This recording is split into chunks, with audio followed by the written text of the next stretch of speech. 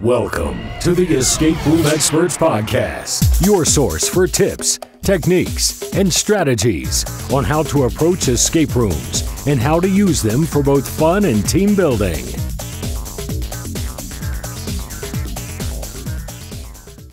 Hi, I'm Sandy Keene. And I'm Tony Duckett. And we are the Escape Room Experts, talking to you from Oceanside, California, at the School of Hard Locks.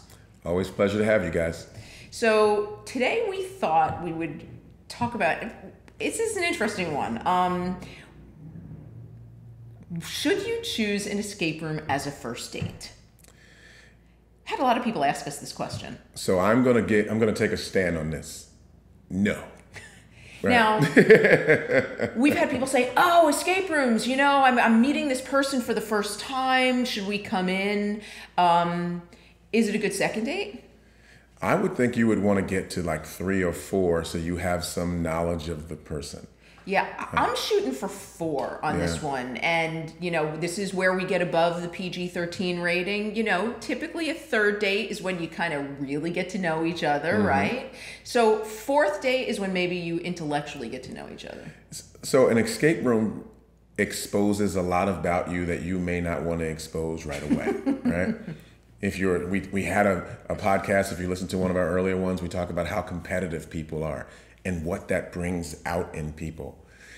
You might not want somebody to see that early on until they found some of your other character, the strong parts of your character they might want to fall on. Because that may be looked at as a character flaw, or they might see it as a positive, but it could go either way.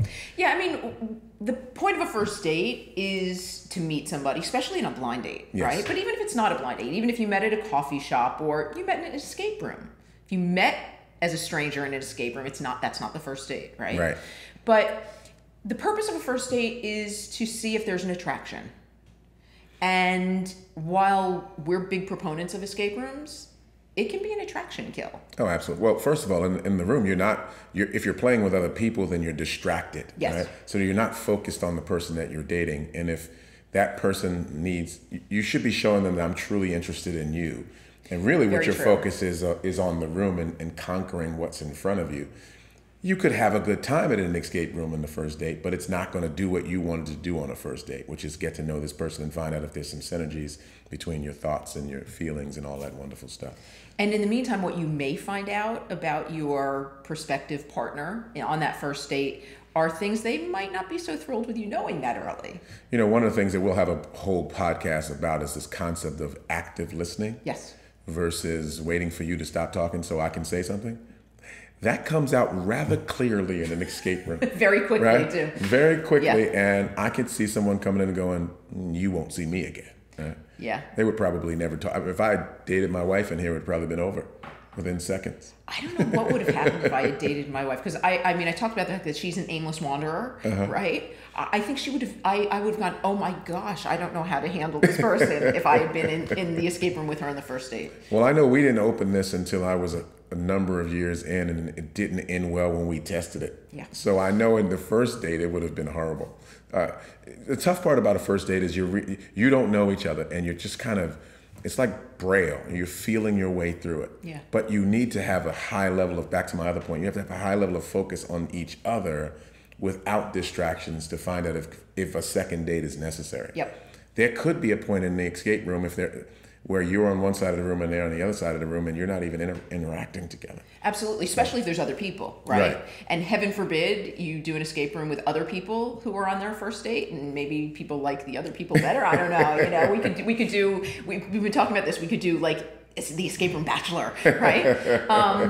But what happens in an escape room is if you have somebody who's hyper competitive, that can scare a prospective date off terribly. If your goal in going to an escape room is to get out, then you're focused on what do I have to do to win. And as you said, you're not necessarily focused on the other person, but beyond that, you're so focused on, I have to get this right.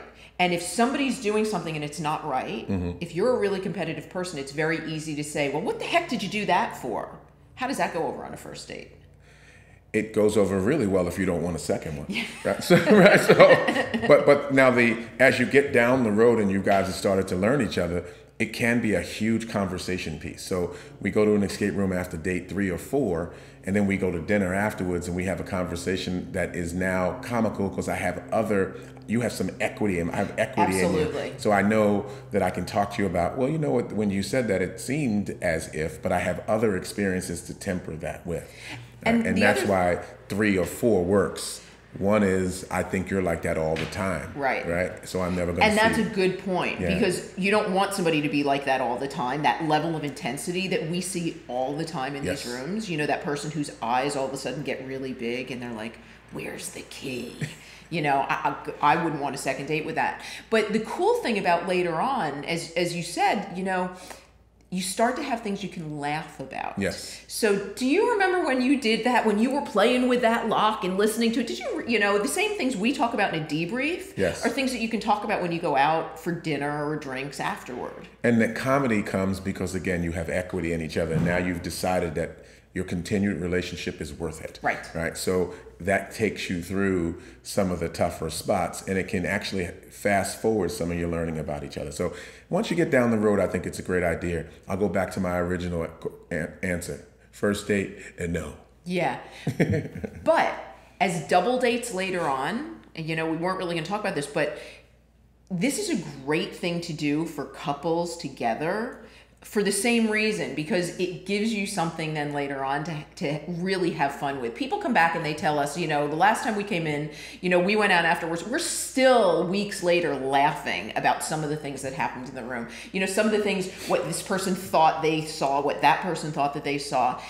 It really can be a great thing to move a relationship on. And you know what's really interesting? You said something which is a subtle point that I think is something that we need to talk about is, this is a fun thing to do.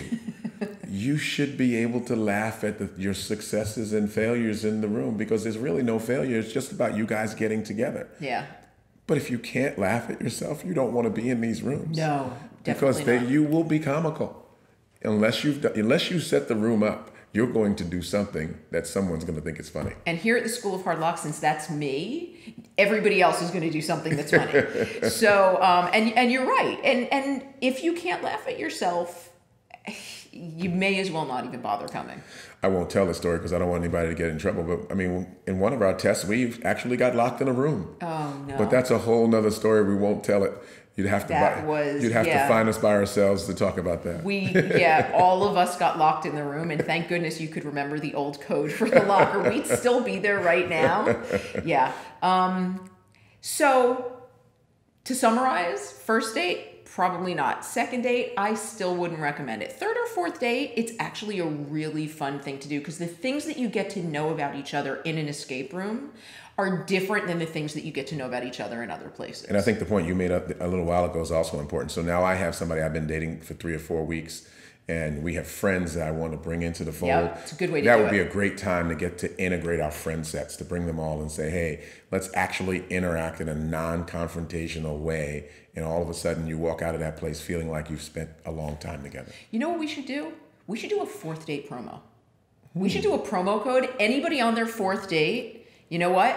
In the show notes, we'll put that. We'll do a promo code. You come in for your fourth date, we'll give you a special deal just because you listened to us on the podcast and you took our advice. But then you have to tell us how it worked out. Absolutely. Invite us to the wedding. Was there a fifth date? That's right. I'm Sandy Keene. And I'm Tony Duckett. Here at the School of Hard Locks in Oceanside, California. Thanks for listening. See you next time.